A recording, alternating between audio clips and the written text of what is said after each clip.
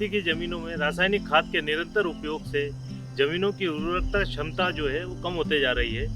लोगों का स्वास्थ्य भी खराब हो रहा है, बीमारियां बढ़ रही है, वातावरण भी खराब हो रहा है। एकीकृत तत्व प्रणाली से या जैविक खाद के उपयोग से हम इस स्थिति को सुधार सकते हैं, जमीन की संरचना में सुधार कर सकते हैं और जमीन की उत्पादक क्षमता को भी बढ़ा सकते हैं। समन्वित तरीके से पोषक तत्वों का प्रबंधन करने के लिए कई विभिन्न प्रकार के उपाय हैं। आइए अब हम उन उपायों के बारे में ठीक से जानते हैं।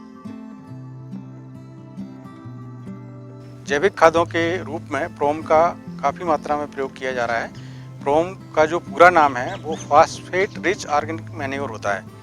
इसका मतलब होता है कि इस खाद में फास्फेट की अधिक मात्रा पाई जाती है। सामान्यतः यह उन भूमियों के लिए अच्छा होता है जहां फास्फेट की कमी पाई जाती है।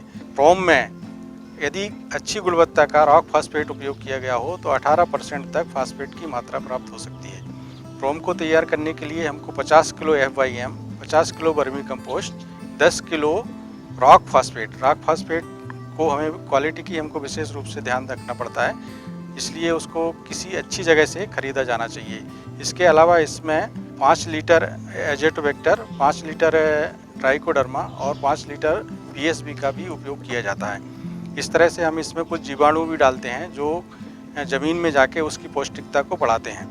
फास्फेट रिच ऑर्गेनिक मैन्योर में फास्फेट के अलावा अन्य मेजर और माइनर तत्व भी पाए जाते हैं जो पौधों को फायदा करते हैं। इसकी डोजेज की जहाँ तक बात होती है तो कम से कम 8 से 10 टन प्रति हेक्टेयर के हिसाब से हमको प्रोम का उपयोग करना पड़ता है उन भूमियों में जहाँ फास्फेट की कमी होती है। सामान्य भूमि के लिए 3 से 4 टन प्रति हेक्टेयर के हिसाब से प्रयोग किया जा सकता है। ये वर्मी कंपोस्ट खाद है, इसको केंचुआ खाद के नाम से भी जाना जाता है। फार्म वेस्ट और FYM का उपयोग करके केंचुआ के माध्यम से वर्मी कंपोस्ट खाद तैयार कर ली जाती है। यह खाद जो है सामान्य जो हमारी FYM होती है जिसको गोबर की खाद बोलते हैं उसकी तुलना में ज़्यादा अच्छी होती है। इससे दो फायदे हैं, एक तो इससे FYM की तुलना में कचरा नहीं के बराबर होता है, दूसरा इसमें सभी मेजर और माइनर पोषक तत्व पाए जाते हैं जो पौधों के विकास के लिए ज़रूरी होते हैं। मटका खाद बनाने के लिए देसी गाय का 10 किलो ताज़ा गोबर, गोमूत्र, गुड़ और दाल की चूरी, इस सारे मिश्रण को प्लास्टिक के ड्रम या मटके में अच्छे से मिक्स करके छांव वाले स्थान में रख दिया जाता है।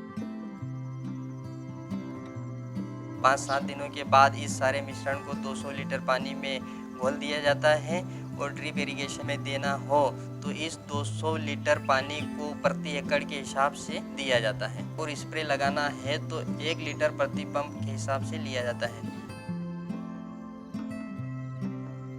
CPP कंपोस्ट बनाने के लिए 2.5 बाई 2.5 का ईंटों का चेम्बर बनाया जाता है। उसमें गाय का ताज़ा गोबर लिया जाता है, ट्यूबवेल की चूरी ली जाती है और अंडे के छिलके लिए जाते हैं। इस सारे मिश्रण को एक चेम्बर में मिक्स करने के बाद एक एक करके BD 502 से 507 तक जो कल्चर आता है उस कल्चर को डालने के बाद इसको 60 दिनों के लिए रखा जाता है।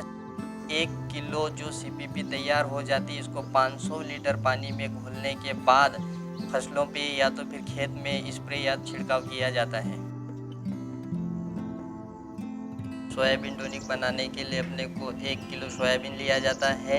सोयाबीन को 1 लीटर पानी में 24 आवर्स के लिए गला के रखा जाता है। उसको निकालने के बाद पल्वेराइजर या तो फिर खलबत्ते में पीस लिया जाता है। पीसने के बाद उस सोयाबीन में 500 ग्राम सहजनी की पत्ती, 500 ग्राम ग्लिसिडिया की पत्ती, 500 ग्राम महुआ के फूल और 250 ग्राम के आसपास अपना गुड़ मिलाया जाता है। मिलाने के बाद इसको 5 से 7 दिनों के लिए रखा जाता है। इस सारे मिश्रण को छानने के बाद जैसे छोटी फसल हो तो उसको 250 ml 16 लीटर प्रति पंप के हिसाब से स्प्रे लगाया जाता है और बड़ी फसल हो तो 500 ml 16 लीटर प्रति पंप के हिसाब से स्प्रे लगाया जाता है। यदि अपने को ज़्यादा न्यूट्रिएंट की आवश्यकता हो तो ड्रिप इरिगेशन में 8 से 10 लीटर प्रति एकड़ के हिसाब से दिया जाता है।